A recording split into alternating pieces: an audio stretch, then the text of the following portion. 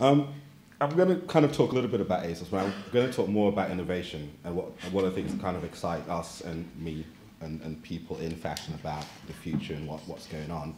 But we're going to start from a very kind of macro level in terms of sustainability. And this is a statement from John Beddington in June last year. It says that we've reached this perfect storm of scarce water, insufficient energy resources that have really massive implications for the way that we do business. And that's basically what sustainability is trying to address, because that has environmental impacts, it also has social impacts. And so we can approach sustainability from lots of different ways. This is my cheesy slide. Because we all want that, but that kind of depends very much on those other aspects. So we need the product, we need people to make that product, and most of all we need the environment to give us the raw materials with which we can use the people to make that product, give us the profit. But we're having lots and lots of different tensions. If you look around in Africa at the moment, you've got lots of Western countries buying up swaths of land for their own food production. If you look in the Middle East, in Central Asia, for example, you've got the Aral Sea, which is now dry land, and that was caused by cotton production and irrigation systems that people didn't quite think about properly. Yet, on the other side, you've got ethical fashion. I know these stats are a little bit old. I should probably come to the British Library to look it up. But there is a growing concern amongst people about where things are coming from. There is a growing concern that we need to know, or we want to understand a little bit more about our products, about origin. And then lots of celebrities get involved as well, so that's always quite nice. And then you've got the fact that business, the financial crisis happened, and all of a sudden some people are saying, well, okay, why did this happen? And investors are saying, well, we need businesses that have a long-term output, that understand what goes into their business, how to kind of deal with any disruptions. We have Marks and Spencer's, PG Tips, Mars, people like that invest in things like fair trade. And it's not just because it's a nice thing to do. It's because it also secures their own product, not just now, but also looking to the future. And I went to a talk in Copenhagen, and it said 23% of H&M customers actually ask about their clothing. And people will be like, oh, but the H&M, I mean, people are actually asking.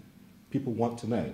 They're curious. It doesn't mean that their final shopping decision is going to be based on that, because that's often to do with price. But the fact that more people are interested in it means that we are definitely seeing a change in the way that people are behaving. So on ASOS, we have something called the Green Room, which is where we've kind of broken sustainability down into bite-sized pieces. Because as you can see, we're talking about global crises and water issues and soil issues. And for a lot of people, they kind of like glaze over because it's massive. It's absolutely massive. And so what we've done is we've kind of broken down the challenges for us into bite-sized pieces so that we can start to really understand what it means, not just for ASOS, but also for fashion and for our customers. And then it's also about storytelling. I think Mark said this earlier on, that we are looking to connect people to their products. There's a massive gap now between where products are made and seeing them magically appear in stores, and not understanding that there is a process behind that. There are things that happen to make that work. And so telling the story behind the product is another way of actually engaging customers and also engaging the people that you work for and with. Then you have people like Nike who are doing some really fantastic stuff. I mean, it came out of, the various scandals that happened in the 90s, but they have completely and utterly changed the way they do business and invented something called Nike Consider Design, and have a lot of designers now who are encouraged to have sustainability attributes into their products. H&M are doing some really good things. So you've got the Waste, Water and Conscious collections. Puma this year just won an award from the Guardian Sustainable Business Awards for their environmental profit and loss statement, where they have been, where they have actually put a financial price on their ecosystem use. So it doesn't solve the problem, but it starts to all of a sudden change the dynamic and the way that you kind of relate to the ecosystem. We're a world where we're motivated by the price of things. Put a price on the ecosystem, and all of a sudden, you start to understand a little bit more. And even Louis Vuitton went and purchased Eden, was it last year, I think it was? Mm. And so for a massive luxury company like that to come and purchase, I mean, fine, it's got Bono behind it and his wife, but still, to make that purchase means that it's not just something that's on the fringes. It's slowly becoming something that's very central to the way that we do things. Okay, so I've kind of broken this down into the same kind of symbols that we use on ASOS, just to say that as kind of future business owners and current business owners, there are lots of different ways to tackle the issue of sustainability. And part of it is social, part of it is environmental, and what really interests me also is innovation. So the things that are taking place right now that really kind of push the envelope a little bit. Well, first of all, we have this brand, Afia on the left, which is made in Ghana, I believe. And then on the right, I can't remember the brand name. I had notes, I forgot to print them out, sorry. But the brand is an upcycle brand, so upcycling brand made in Malawi. So what happens in Malawi, and in lots of places in developing countries, is that the clothes that we discard get sent over there and undercut local producers, which means that those local producers can't actually vie and compete with the stuff that we're sending. So what they've done now is taken those goods that arrive, that undercut them, and combine it with local materials to upcycle it and turn it into more valuable and more kind of aesthetically pleasing goods. It's why, when you see those wonderful David Attenborough documentaries of some guy, a Maasai warrior walking around, they have like a Nike t-shirt on, because it's actually much more financially better to buy a Nike t-shirt than to go and make something for yourself. That's good. Okay, and then we're also using local materials. So local skills, local materials. If you have a look at the UK, for example, one of the major issues that we have is that we've been so focused on the finance and law sectors and those high caliber jobs that we are losing a lot on the manufacturing side. And that's something that if we're not careful, we're going to lose in a lot of places. But not everyone can be a doctor or a lawyer or a banker. But lots of people have different skills. So looking at local skills and how you can use what's available locally in order to grow a business is also very important. So here we have bracelets that I think are made of banana bark. And then we have jewelry made from recycled and upcycled local materials. South America, there's a brand called Pachacuti, which are hats made in Ecuador, and they're all fairly traded. And then we have Caipora, which is a Brazilian brand, which is also local materials, natural materials that are made with local artisans and also helping to promote local skills. Future fabrics. These are some really, really interesting things that are going on as well. So we have now glasses that can be made from bamboo. In fact, you can make materials from bamboo. The belt in the middle is made out of cork. And last year I went to a show at the London College of Fashion where a lady had actually made a coat out of cork. There's a massive story behind that about how because we're moving from cork bottles to screw bottles, screw tops, people are thinking, oh, well, okay, we don't need those trees anymore, so we can chop them down. But trees are really kind of violent, really rather important in terms of ecosystems and maintaining a level of balance and, taking CO2. So therefore, we need another way that we can actually, give these trees value, which is making clothes out of them. And then the other glasses on the right are made from a mixture of natural plastics. So therefore you can see that we're not going to be dependent on oil all the time as the price rockets. Those were, I think, the first Nike shoes to be created from the Nike considered index.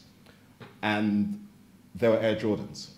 And that was a big statement from Nike there to say, well, actually, we don't want to just create this tiny diffusion line or this thing that people are not going to really talk about. We want to show people that we can make better shoes, more, that look great, that have less harm on the environment, but make them a part of an iconic shoe. So this was their statement to say that we can actually do this, and they've really, really been pushing the boat out. On the bottom is H&M. Can't remember which collection that is, but they have also been pushing as well to say that there are lots and lots of different things you can do. Shoes. All right, so Stella McCartney. Stella McCartney is obviously quite well known because she's a vegetarian and she doesn't use lots of really horrible products. But what she's actually done is taken a step in that sense. It's not just about not using products, but it's also about seeing what else is out there. So these are biodegradable shoes. They're not going to fall apart in your feet as you wear them. Don't worry about it. You have to like bury them, and there have to be some conditions behind it. But again, this is a product that's made from a process from making another product, so paper. So you make paper, out of it comes paper pulp, and using the paper pulp, you can actually compress the paper, the pulp, to such a way that it it becomes solid. And using molds, you can create heels.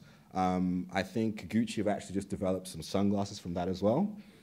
And so you're using the waste product of one industry as the raw material for another industry.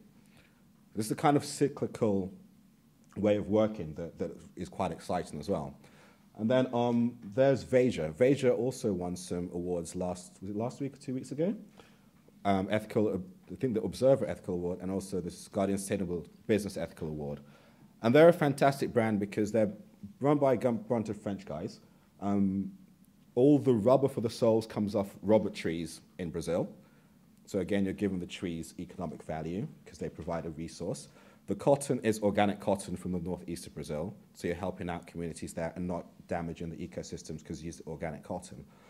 But what's really good about Veja is that all the work that they've done has been built through word of mouth. People have bought into the brand and really appreciate what they do. They do no advertising. They don't do any celebrity endorsements. I spoke to one of the guys there, and they said that a really, really famous guy called up and said, "I really love your shoes. Give me a pair." They're like, "No, go buy some." And I think that's really important because the guy can buy, whatever he wants. So these are the things that affect costs as well. So if you're, like you say, you're trying to keep your costs down, why do you give, your shoes to someone who can afford to buy, the entire company if they wanted to? Fish skin. I like these ones. That's the Brazilian, top left is a Brazilian company called Osclan. And lots of Brazilian fashion companies coming out right now that are have sustainability embedded into the way they do things. And so you have, oh my God, how much time do I have? And so what they're doing is looking at really innovative solutions. And again, the fish skin, those are both fish skin. The bottom one's a Gwendolyn Carrier, I think her name is. And they're looking at, again, at the byproduct of the fish industry and seeing how they can use that as raw materials for a new industry. And what's really amazing is that fish skin holds color really well.